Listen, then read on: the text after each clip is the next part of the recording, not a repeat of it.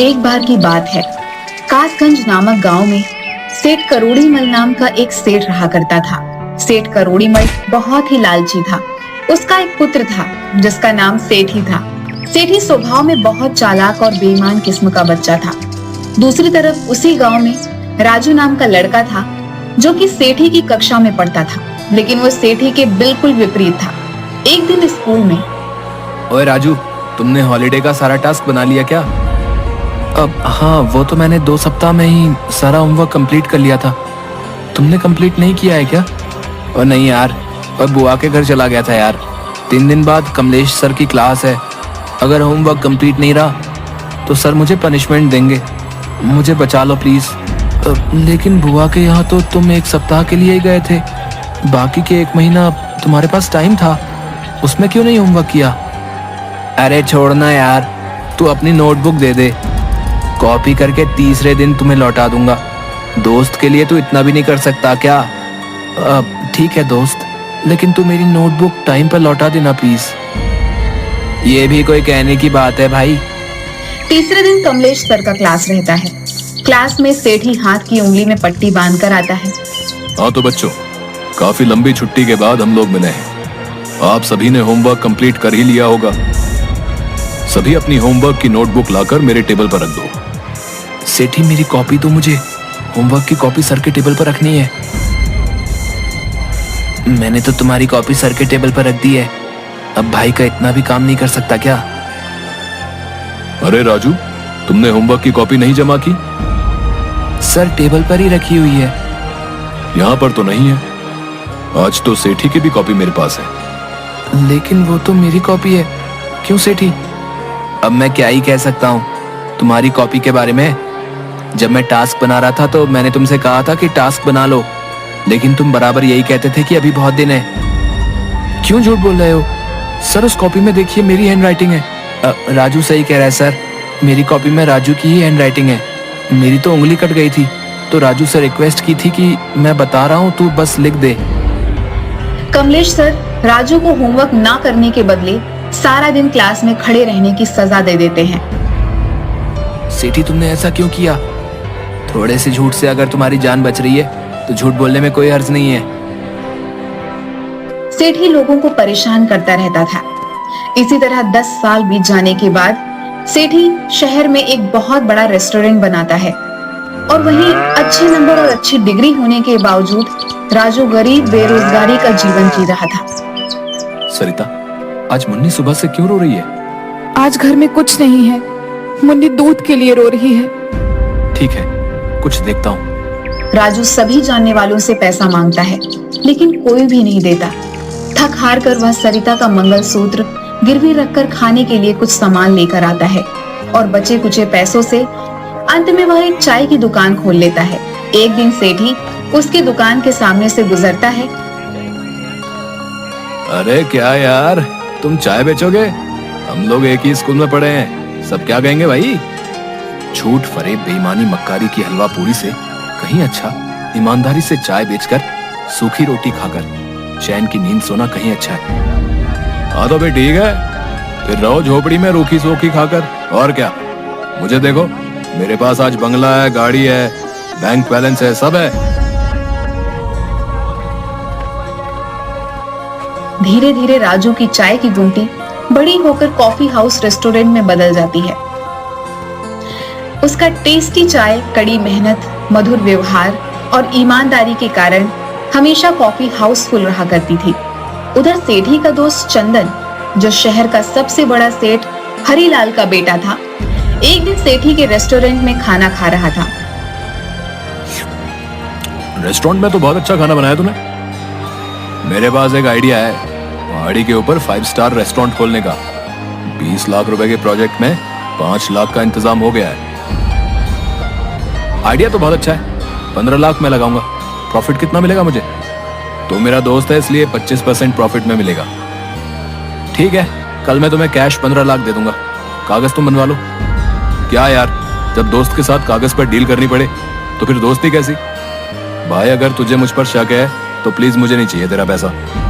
इस तरह इमोशनल बातों से बिना पेपर के डील चंदन सेठी से 15 लाख रुपए ऐंठ लेता है। 2 साल बाद चंदन को पता चलता है कि उस तरह का कोई प्रोजेक्ट था ही नहीं। सेठी, तूने फर्जी प्रोजेक्ट के नाम पर मुझसे 15 लाख जो लिए हैं ना, वो वापस कर। अरे कौन सा प्रोजेक्ट, कैसा पैसा और किसका पैसा? कोई कागज या बैंक रिसीट है तो दिखाओ भैया। देख सेठी, मैंने पहाड़ी में रेस्टोरेंट के लिए तुम्हें 15 लाख कैश दिए थे। तुमने ही कहा था कि दोस्तों के बीच कागज का क्या काम।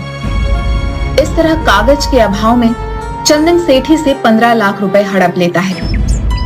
एक दिन इनकम टैक्स वाले छापा मारते हैं और टैक्स चोरी के आरोप में सेठी का दुकान सीज कर दिया जाता है। जल्द ही सेठी कंगाल हो जाता है। एक दिन राजू के कॉफी हाउस में, राजू भाई, आज मैं कंगाल हो गया हूँ, प्लीज मेरी मदद कर दो। मुझे फिर से बिजनेस करने के लिए पूंजी चाहिए। मैं जल्दी ही तुम्हारा पैसा लौटा दूंगा। ठीक है, मैं तुम्हें लोन दूंगा, लेकिन इस बार ईमानदारी और मेहनत से काम करना होगा।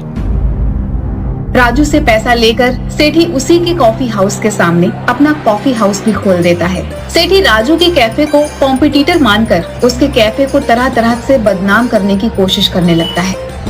अरिया, ये ले फेविक्विक और जा राजू के कॉफी हाउस में 2-2 बूंद सभी कुर्सी पर गिरा करा। जा।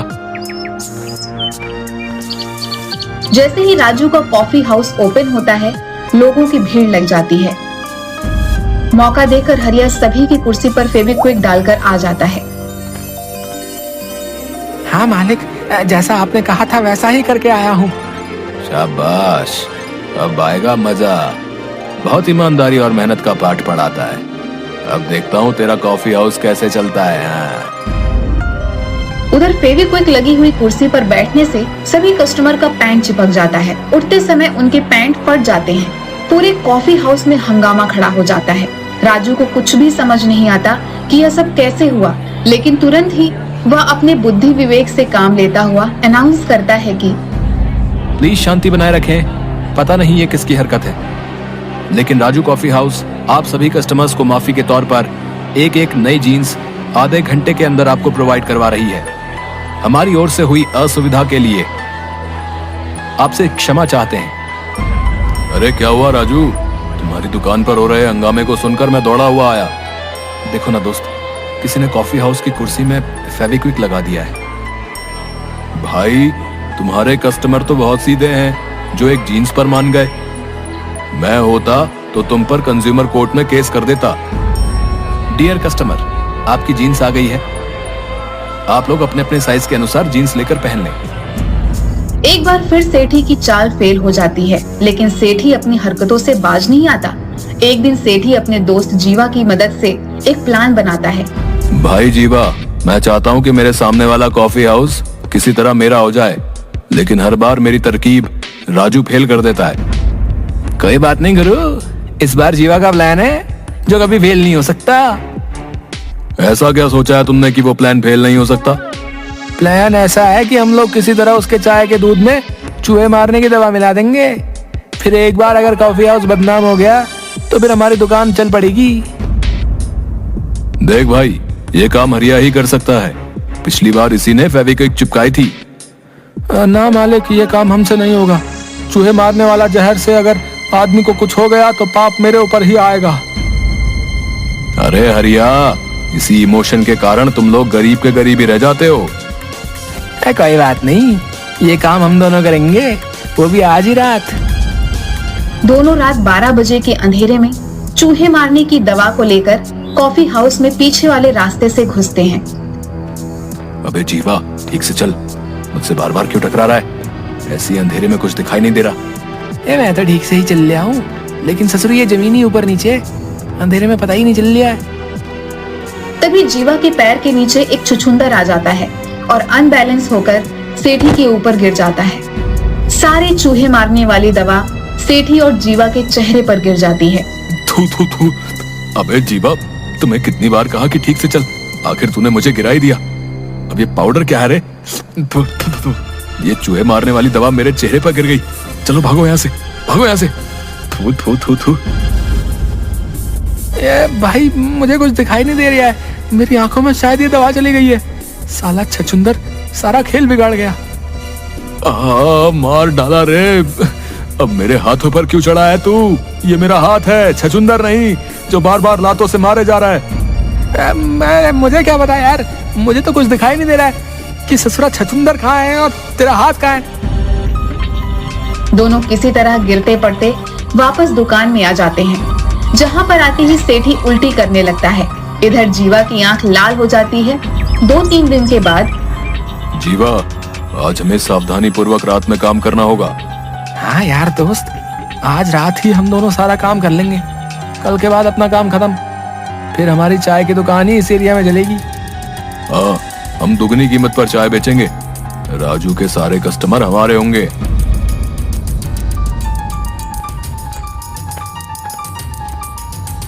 दोनों रात को फिर से राजू की दुकान पर जाते हैं और दूध में चूहे मारने वाली दवा मिलाकर वापस आ जाते हैं।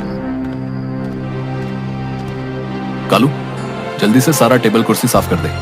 देखना कि कहीं कोई चिपकने वाला पदार्थ, फेविक्विक या च्युइंगम कुर्सी या टेबल पर ना लगाओ। आज संडे, वैसे भी कॉफी हाउस में भीड़ ज्यादा होगी। जी मालिक, उस दिन की फेविक्विक की घटना के बाद से मैं एक एक कुर्सी और टेबल को अच्छी तरह साफ करता हूँ। उसकी चिंता मत कर तू, केवल मन लगाकर साफ सफाई कर ले। उस दिन के बाद मैंने कॉफी हाउस में सीसीटीवी लगवा दिया है। दूसरे दिन सुबह, संडे होने के कारण राजू के कॉफी हाउस में आज तुरंत ही हाउसफुल हो जाता है। सभी को कॉफी चाय दी जाती है, लेकिन कुछ ही देर में कस्टमर उल्टी करने लग जाते हैं।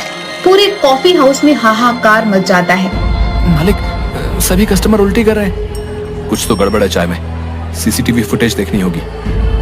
इसी बीच सेठी पुलिस को फोन कर देता है। राजू को पकड़कर पुलिस ले जाने लगती है। 1 मिनट इंस्पेक्टर, जरा सीसीटीवी में देख लो कि किसने ये काम किया है।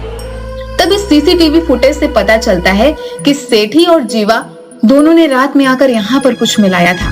पुलिस जब उन दोनों को पकड़कर डंडे से मारती है, जीवा पुलिस को सारी बात बता देता है कि उसने सेठी के कहने पर दूध में चूहे मारने वाली दवा मिलाई थी। दोनों को पुलिस हिरासत में लेकर चली जाती है।